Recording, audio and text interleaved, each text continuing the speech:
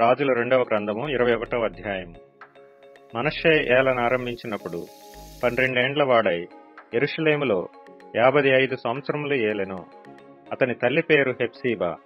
అతడు యెహోవా దృష్టికి చెడుతనము జరిగించుచు ఇశ్రాయేలీయుల ఎదుట నిలవకుండా యెహోవా వెళ్లగొట్టిన జనములు చేసినట్లు హేయక్రియలు చేయుచూ వచ్చెను.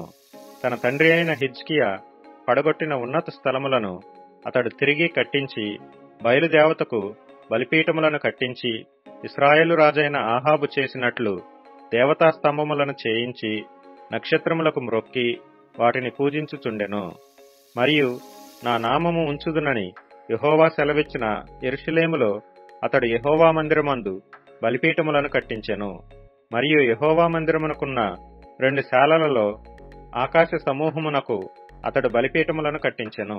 అతడు తన కుమారుని అగ్నిగుండము దాటించి జ్యోతిషమును శకునములను వాడుక చేసి యక్షిణి గాండ్రతోనూ సోదెగాండ్రతోనూ సాంగత్యము చేసెను.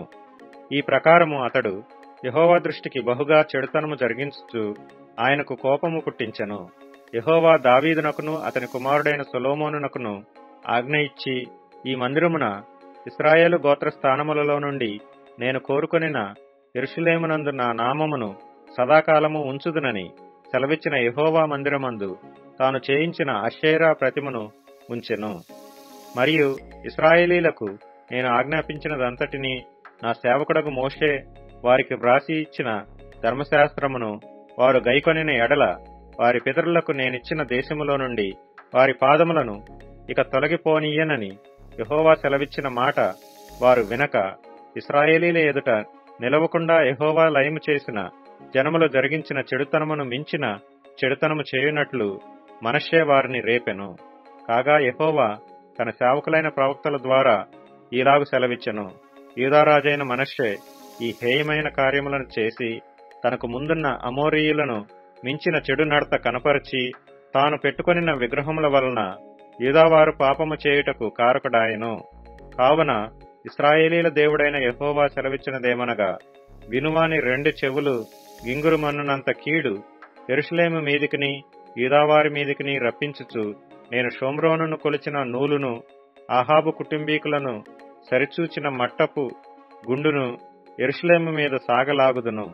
ఒకడు పల్లెమును తుడుచున్నప్పుడు దాని బోర్లించి తుడుచున్నట్లు నేను యెరూషలేమును తుడిచివేసెదను. మరియు నా స్వాస్థ్యములో శేషించిన వారిని నేను త్రోసివేసి వారి శత్రువుల చేతికి వారిని అప్పగించెదను.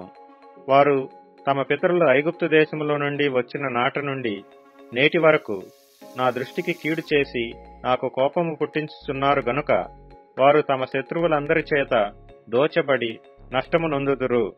మరియు మనష్షే యెహోవా దృష్టికి చెడు నడత నడిచి యూదావారిని పాపములో దింపినది గాక యెరూషలేమును ఈ కొన నుండి ఆ కొన వరకు రక్తముతో నిండినట్లు నిరపరాధుల రక్తమును బహుగా ఒలికించెను.